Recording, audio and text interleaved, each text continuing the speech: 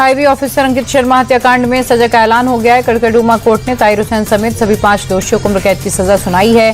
2020 में दिल्ली दंगों के दौरान आईबी ऑफिसर अंकित शर्मा की बेरहमी से हत्या हो गई। जिस समय ये घटना हुई, उक्त दोषी ताहिर हुसैन आम आदमी पार्टी का पार्षद था। सजा के ऐलान से पहले जज ने कहा, यह गंभीर घटना थी। इस घटना ने समाज को झकझोर दिया और सोचने पर मजबूर किया। अंकित शर्मा की बॉडी को जानवरों की तरह छोड़ा गया था।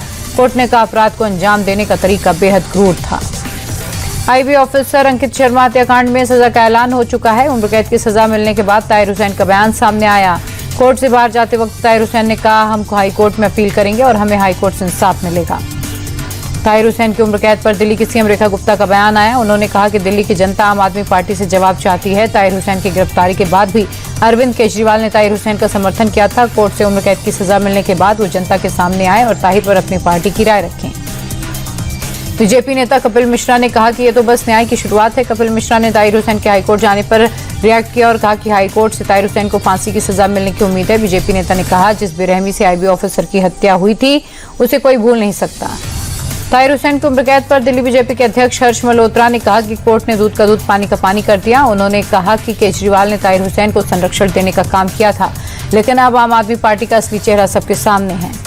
पीएम मोदी ने ब्रिटेन के प्रधानमंत्री से फोन पर बात की। इस दौरान उन्होंने एंडी बर्नहैम को पीएम पद संभालने की बधाई दी। बातचीत के दौरान पीएम मोदी ने ब्रिटेन के नए प्रधानमंत्री से कहा, रणनीतिक साझेदारी को नई ऊंचाई पर ले जाने के लिए प्रतिबद्ध हैं। ट्रेड एग्रीमेंट का लाभ उठाने के लिए मिलकर काम करेंगे।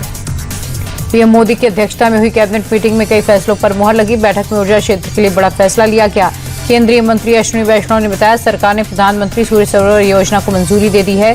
किसान सम्मान निधि योजना को 5 साल के लिए बढ़ा दिया गया। साथ ही खेलो इंडिया योजना को विस्तार देते हुए अगले 5 साल के लिए 29,000 करोड़ रुपए का बजट आवंटित किया गया।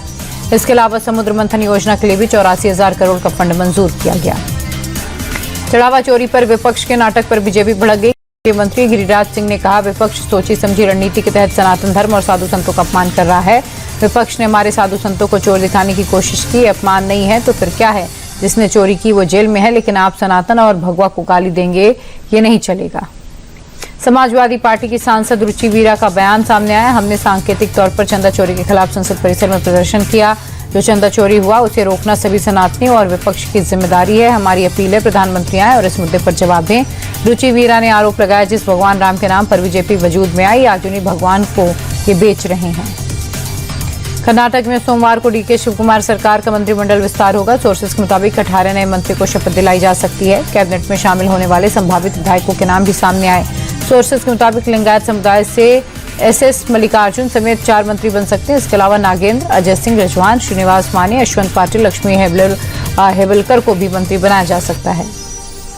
विधानसभा चुनाव को देखते हुए कांग्रेस ने पंजाब में चुनाव प्रचार कर दिया। इसी कड़ी में प्रभारी भूपेश बघेल ने फतेहगढ़ साहिब से हर बूथ कांग्रेस मजबूत अभियान की शुरुआत की। प्रदेश कांग्रेस अध्यक्ष राजा वड़िंग सिंह भी मौजूद रहे। भूपेश बघेल ने कहा कि कांग्रेस में सब ठीक है, कोई गुटबाजी नहीं है। बीजेपी एमएलसी देवेश कुमार ने बिहार विधान परिषद की सदस्यता से इस्तीफा दे दिया। देवेश कुमार ने सभापति अवधेश नारायण को अपना इस्तीफा सौंप दिया।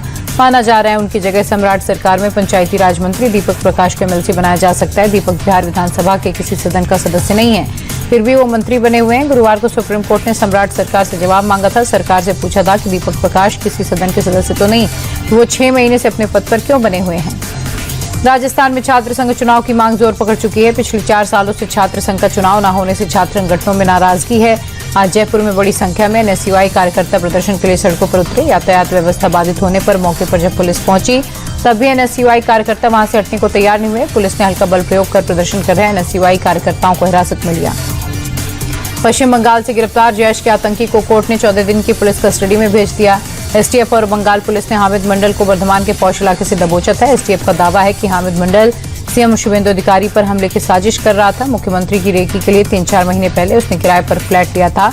उसके पास से सीएम की गतिविधियों और कार्यक्रमों से संबंधित कई दस्तावेज बरामद हुए। गिरफ्तार आतंकी पुलवामा हमले के मास्टरमाइंड सज्जाद भट्ट का करीबी बताया जा रहा है।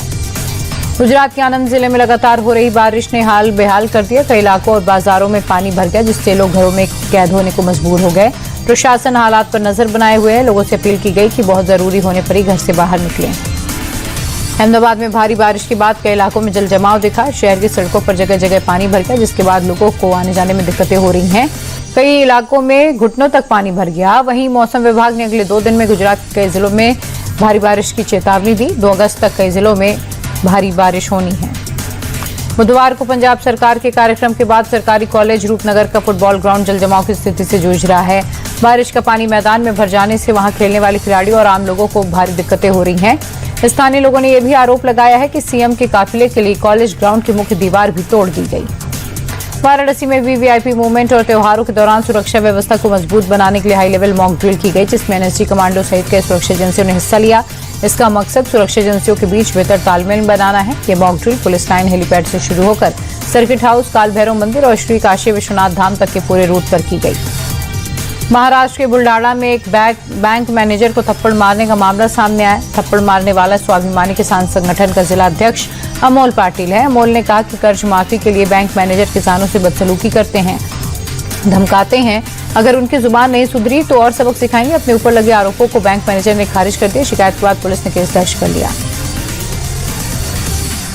दिल्ली के संसद मार्ग पर ड्यूटी के दौरान नॉर्थ डिस्ट्रिक्ट स्पेशल स्टाफ के सब इंस्पेक्टर अशोक मीणा पत्थर लगने से घायल हो गए थे। सिर पर चोट लगने के बावजूद अस्पताल में इलाज के बाद प्रोटेस्ट में वापस पर आ गए थे। उनकी पत्नी और बच्चों ने उन पर गर्व जताते हुए पुलिसकर्मियों की सुरक्षा सुनिश्चित करने की मांग की। साथ ही अपील की है कि प्रदर्शन में हिंसा से बचना चाहिए। कांवड़ यात्रा के दौरान हरिद्वार में बड़ा हादसा हो गया। गंगा नदी में डूबने से चंडीगढ़ के 4 कांवड़ियों की मौत हो गई। बताया जा रहा है जटवाड़ा पुल के पास नहाने के दौरान एक युवक डूबने लगा, जिसे बचाने के लिए 3 साथी नदी में उतरे, लेकिन तेज बहाव की चपेट में आने से चारों की जान चली गई। सूचना पर पहुंची पुलिस और एसडीआरएफ की टीम ने रेस्क्यू किया, लेकिन चारों युवकों को बचाया नहीं जा सका।